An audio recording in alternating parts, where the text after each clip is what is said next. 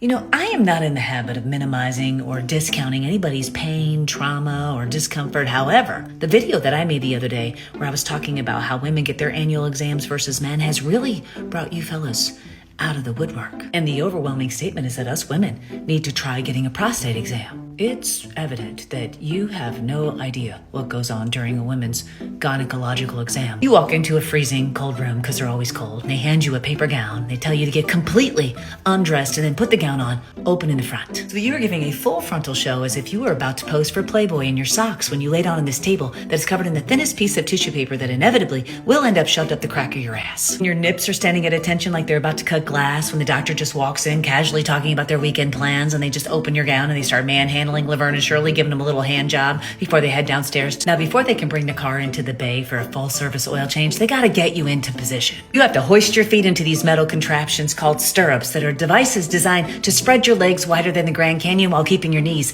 parallel with your ears. The doctor just casually lubes up and then shoves a couple of fingers in deep enough that it's like they're trying to touch the inside of your stomach while simultaneously having the other hand on the outside pressing down in your abdomen like the two hands are trying to high-five each other. Then the doctor, squatting down between your legs like an umpire without a mask, instructs you to scoot down the table towards them. And even though you're pretty sure your ass is about to free fall off the table, the doctor tells you to keep coming until your hoo-ha is practically giving them butterfly kisses and your butthole is hang gliding off the edge. Then comes the speculum. Now, if you've never seen one, I just want you to imagine a stainless steel car jack shaped like a duck's bill, complete with hinges and a hand jack, designed specifically to pry open your honey hole wide enough to play peekaboo with your cervix. And it's ice cold because, of course, warming it up is apparently way too much to ask. Once you're properly opened up like a Thanksgiving turkey, the doctor stares down the barrel and then shoves a brush directly into your cervix, kind of like the brush that you use to clean out reusable straws. Then they start scraping and scrubbing, rotating a brush like they're buffing the grout of a dive bar bathroom after a rough weekend, all while just casually talking about the weather, as if your vajayjay is not currently being power washed like a filthy deck. And when they finally release the mousetrap, they just hand you a tissue and then they tell you to get dressed and they'll meet you outside. Dismissed like some cheap, regrettable hookup in your 20s. Now back to your prostate exam. You're saying it's rough because somebody checks your oil with a finger or two for like 5 seconds? I'm pretty sure that if the roles were reversed and you had to endure the cold duck-billed torture device up your bunghole with the chimney sweep and the humiliation of the one tissue cleanout, you guys would not